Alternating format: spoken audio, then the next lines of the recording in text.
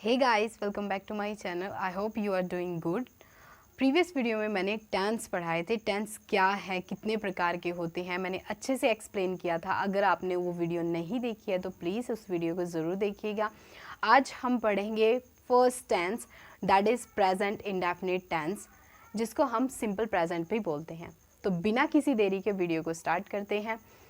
Present indefinite tense की क्या पहचान है? जिन वाक्यों के अंत में ता है, ती है, ते है आदि आए तो समझ जाइए कि भाई ये प्रेजेंट इंडेफिनिट का वाक्य है। ठीक है, क्या है? ता है, ती है, ते है अंत में अगर आपको दिखे तो समझ जाइए कि भाई ये प्रेजेंट इंडेफिनिट का वाक्य है। एग्जाम्पल लेते हैं। राम स्कूल जाता है, राधा पत्र लिखती है, पिताजी दफ्तर जाते हैं, माताजी खाना बनाती हैं। जो हम डेली लाइफ में जो वाक्य इस्तेमाल करते हैं, ता है, ती है, ते है, उनके अंत में आए तो वो प्रेजेंट इंडेफिनिट टेंस के वाक्य होते हैं। समझ में आई? ठीक है, तो चलिए अब उनको बनाते कैसे हैं, रूल्स देख लेते हैं। ठीक है, सबसे पहला है अफर्मेटिव। अफर्मेटिव यानी कि साधारण वाक्य, हम इसको बोल सकते हैं अफर्मेटिव सेंटेंस यानी कि साधारण वाक्य। अब इसका रूल क्या है?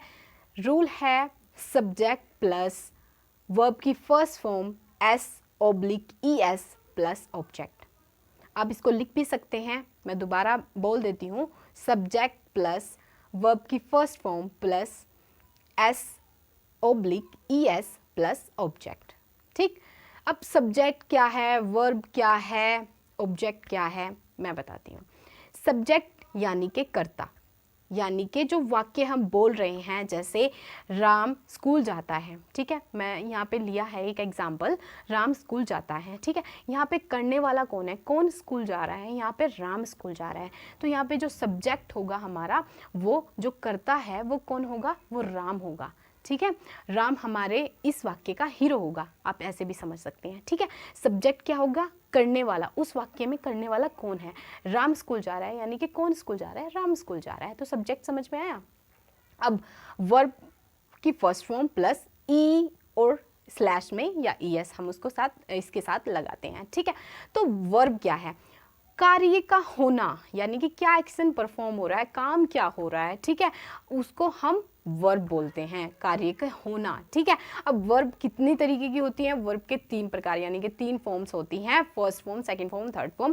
फर्स्ट फॉर्म यानी कि जैसे एग्जाम्पल के लिए लेते हैं गो। यहाँ पे राम स्कूल जाता है तो जाना, जाना, जाया जा रहा है ना स्कूल, काम क्या हो रहा है? यहाँ पे जाने का काम हो रहा है। ठीक है, तो जाने को इंग्लिश में क्या बोलते हैं? गो बोलते हैं। ठीक है, और वर्ब की फर्स्ट फॉर्म हमें यहाँ पे यूज़ करनी है।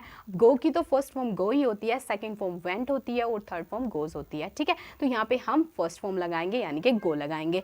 चलिए अब गो, अब ये तो पता चल गया कि हमें यहाँ पे फर्स्ट फॉर्म लगानी है। अब वर्ब भी समझ में आ गई कि वर्ब ये होती है। ठीक है, अब एस लगाएंगे या ई एस लगाएंगे? किसके साथ एस लगाएंगे, किसके साथ ई एस लगाएंगे और किसके साथ बिल्कुल नहीं लगाएंगे? यानी कि अगर हमारा जो सब्जेक्ट है वो सिंगुलर पर्सन है, जैसे राम, ही, राम हो गया, वह हो गया, लड़की के लिए शी हो गया, और इट हो गया, नेम हो गया अगर किसी का, तो हम वहाँ पे वो सिंगुलर पर्सन है। अगर हमारा सब्जेक्ट है जो वो सिंगुलर पर्सन है तो वर्ब की फर्स्ट फॉर्म के साथ एस या ई एस लगेगा। ठीक है, अगर हमारा जो सब्जेक्ट है वो प्लूरल है तो वहाँ पे हम एस वर्ब की फर्स्ट फॉर्म के साथ एस या ई एस नहीं लगाएंगे।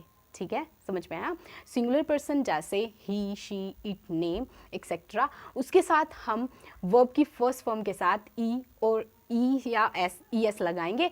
और अगर हमारा जो सब्जेक्ट है वो प्लूरल है तो हम उसके साथ वर्ब की फर्स्ट फॉर्म लगाएंगे, subject plus verb first form plus object. E S का इस्तेमाल नहीं करेंगे। ये बात समझ में आई? अब प्लूरल जैसे you, we, they, I etcetera. ठीक है, ये बात समझ में आई?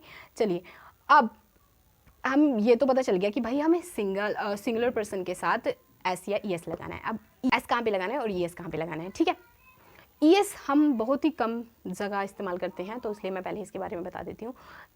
जिस भी वर्ब के लास्ट में आपको ओ, जैसे ओ, सी एच, जेड, एक्स आपको मिल जाए तो वहाँ पे हम ई एस का इस्तेमाल करते हैं। ठीक है, अदरवाइज हम एक्स का एस का इस्तेमाल करते हैं, सिंपल एस। ठीक है, मैं आगे आपको बताऊंगी। ठीक है, वर्ब हम अच्छे से पढ़ेंगे, एक अलग से मैं उस पर डीपली वीडियो बना दूंगी, ठीक है। अभी के लिए आप यहाँ पे समझिए, जितनी भी वर्ब यूज़ होंगी मैं उसकी फर्स्ट सेकंड थर्ड और फॉर्म बता दूँ, ठीक है। तो चलिए वर्ब समझ में आई। अब ऑब्जेक्ट क्या है, लास्ट में बचा ऑब्जेक्ट। अगर हमने किसी वाक्य में सब्जेक्ट और वर्ब ढूंढ लिए हो तो हमें ऑब्जेक्ट ढूंढने की ज़रूरत नहीं पड़ती, बचा हुआ जो होता है वो ऑब्जेक्ट में ही होता है, ठीक है, ऑब्जेक्ट की तरह यूज़ होता है, ठीक है। फिर भी ऐसे ही बता दूं मैं ऑब्जेक्ट क्या होता है, एक मतलब मोटिव क्या है उस वाक्य का। जैसे राम स्कूल जाता है, कहाँ जाता है, स्कूल जाता है, ठीक है, कहाँ जाता है, स्कूल जाता है, वो स्कूल जाता है। चलिए अब इस वाक्य को बनाते हैं, इसका ट्रांसलेशन करते हैं, ठीक है। राम स्कूल जाता है, ठीक है, हमारे पास ये एक वाक्य है, राम स्कूल जाता है, ठीक। अब जो हमारा रूल है वो क्या कहता है, सबसे पहले क्या आएगा, सब्जेक्ट आएगा, सबसे पहले क्या आएगा, सब्जेक्ट आएगा, उसके बाद वर्ब की फर्स्ट फॉर्म ई एस या ई एस प्लस ऑब्जेक्ट, ठीक है, यही तो हमारा रूल है। तो चलिए हम रूल के अकॉर्डिंग बनाते हैं। सबसे पहले हम देखते हैं राम स्कूल जाता है, इसमें सब्जेक्ट क्या है, मैंने बता दिया है वैसे तो। हमारा जो सब्जेक्ट है वो कौन है, वो राम है, ठीक है, हमारे जो इस वाक्य का हीरो है वो कौन है, वो राम है, ठीक है। तो सब्जेक्ट समझ में आया, राम, हमने सब्जेक्ट भी ढूंढ लिया। हमने वर्ब भी ढूंढ ली थी कि भाई काम क्या हो रहा है, काम हो रहा है जाने का, ठीक है, काम क्या हो रहा है, जाने का काम हो रहा है। जाने को इंग्लिश में क्या बोलते हैं, गो बोलते हैं, ठीक है। तो गो हमारे पास ये भी वर्ब की फॉर्म भी आ गई, फर्स्ट फॉर्म हमें चाहिए, ठीक है, तो गो की तो फर्स्ट फॉर्म गो ही होती है, ठीक है, तो गो हो गई। अब थर्ड लास्ट में क्या है, सब्जेक्ट हो गया, वर्ब की फर्स्ट फॉर्म हो गया, एस लगाएंगे, एस लगाएंगे। अब मैंने ये भी बता दिया एस कहाँ पे लगाएंगी, एस कहाँ पे लगाएंगे, तो जी ओ, गो, यानी कि लास्ट में ओ है तो हम इसके साथ क्या यूज़ करेंगे, हम इसके साथ ई एस का यूज़ करेंगे, ठीक है, यानी कि हम गोज़ का इस्तेमाल करेंगे। ये भी हो गया। अब प्लस ऑब्जेक्ट, लास्ट में ऑब्जेक्ट हुआ, तो मैंने बताया है जैसे कि बचा, अगर हमने सब्जेक्ट ढूंढ लिया, वर्ब ढूंढ लिया, बचा हुआ क्या होगा, वो हमारा ऑब्जेक्ट होगा। कैसे, चलिए बनाते हैं।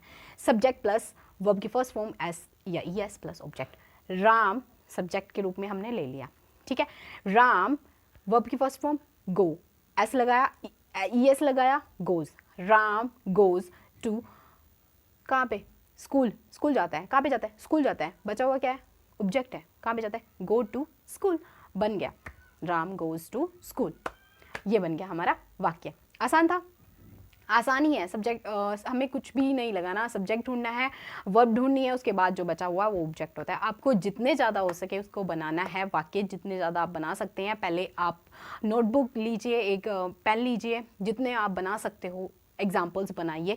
आप राम शाम तक ही सीमित ना रहें, अपने जितने भी डेली यूज़ में जो वाक्य आते हैं, जैसे मैं खाता हूँ, मैं स्कूल जाता हूँ, मैं उठता हूँ इतने बजे, ये सब आप जितना कर सकते हैं उसे इंग्लिश में बनाने की कोशिश कीजिए, ठीक है। ये तो हो गया अफर्मेटिव सेंटेंस, बिल्कुल साधारण जो मैंने बताया। अगर हमें नेगेटिव सेंटेंस बनाने हो, नकारात्मक, ये मैं ये नहीं करता, तो कैसे बनाएंगे, तो चलिए नेगेटिव सेंटेंसेस देख लें। तो नेगेटिव सेंटेंस बनाना भी बहुत आसान है, जैसे हमने अफर्मेटिव सेंटेंस बनाया ऐसे ही हम नेगेटिव सेंटेंस बना लेंगे। चलिए रूल देख लेते हैं। सब्जेक्ट प्लस डू या डज प्लस वर्ब की first form plus not plus verb की फर्स्ट फॉर्म प्लस ऑब्जेक्ट, ठीक है। सब्जेक्ट बता दिया, डू और डज अभी बता देती हूँ कहाँ पे मतलब डू लगेगा, कहाँ पे डज लगेगा, प्लस वर्ब की फर्स्ट फॉर्म आप जानते हैं, ठीक है, वर्ब क्या है, प्लस ऑब्जेक्ट, ठीक है। अब सब्जेक्ट बता दिया, डू या डज देख लेते हैं। डू कहाँ पे लगेगा, डज कहाँ पे लगेगा। अगर सिंगुलर आपका जो सब्जेक्ट है वो सिंगुलर पर्सन है तो हम उसके साथ डज लगाएंगे, अदरवाइज हम प्लूरल के साथ डू का इस्तेमाल करेंगे। अब सिंगुलर पर्सन यानी कि he, she, it, name etcetera, और प्लूरल यानी कि you, we, they, I etcetera, तो वहाँ पे क्या लगाएंगे, हम डू का इस्तेमाल करेंगे प्लूरल के साथ, सिंगुलर के साथ डज का इस्तेमाल हो गया। चलिए एग्जांपल लेते हैं। राम स्कूल नहीं जाता है, राम डज क्या लगेगा, डज लगेगा, क्योंकि ये सिंगुलर पर्सन है। Ram does not go to school हो गया। चलिए अब इंट्रोगेटिव देख लेते हैं। इंट्रोगेटिव यानी कि हमें अगर किसी से सवाल पूछना है तो हम किसकी फॉर्म में पूछते हैं, इंट्रोगेटिव के फॉर्म में पूछते हैं, ठीक है। तो चलिए इंट्रोगेटिव सेंटेंस देख लेते हैं। इंट्रोगेटिव सेंटेंस के रूल क्या हैं, ठीक है। इंट्रोगेटिव सेंटेंस का जो रूल है वो बहुत सिंपल है, जैसे अफर्मेटिव बनाया था, बस इसमें हम क्या करते हैं, इसमें हेल्पिंग वर्ब हम स्टार्टिंग में ले लेते हैं, बाकी सेम होता है, ठीक है। चलिए हेल्पिंग वर्ब यानी कि डू या डज, ठीक है, डू और या does plus subject plus verb की first form plus object, question mark, ये है इसका इंट्रोगेटिव का रूल, ठीक है, समझ में आया। चलिए एग्जाम्पल लेते हैं। क्या राम स्कूल जाता है? अब हेल्पिंग वर्ब क्या थी? पहले जो नेगेटिव बनाया था हमने, क्या बनाया था? Ram does not go to school. हमने क्या किया इसमें इंट्रोगेटिव में, जो हेल्पिंग वर्ब थी वो स्टार्टिंग में ले ली, does Ram go to school, does Ram go to school. ठीक है, ऐसे ही तो होता है। चलिए अब ऐसे ही इंट्रोगेटिव नेगेटिव भी बना लेते हैं। इंट्रोगेटिव नेगेटिव बनाने का जो रूल है वो है डू और does, do slash does plus subject plus verb की first form plus object oblique question mark, sorry. ठीक है, अब एग्जाम्पल फिर से, क्या राम स्कूल नहीं जाता है? Does Ram not go to school. आसान है ना? ठीक है, मैंने एक एग्जाम्पल लिया, आपको जितने ज़्यादा हो सके बना सकते हैं आप, उतने ज़्यादा बनाइए। ठीक है, जितना आप प्रैक्टिस करेंगे उतना आप पर अपने इंग्लिश में इम्प्रूवमेंट देखेंगे। ठीक है, तो आपको ये सब बनाने हैं जितने ज़्यादा। एक सेंटेंस लीजिए, ठीक है, एक सेंटेंस लीजिए, जैसे राधा पत्र लिखती है, Radha writes a letter, writes a letter लिखती है, Radha writes a letter. Writes s इसलिए लगाया क्योंकि यहाँ पे हम ओ नहीं, सी एच नहीं दिखा, एस नहीं दिखा, जेड नहीं दिखा, इसका मतलब ये है कि हम यहाँ पे सिंपल एस लगाएंगे वर्ब की फर्स्ट फॉर्म के साथ। Radha writes a letter. Negative बनाएंगे, नेगेटिव कैसे बनाएंगे?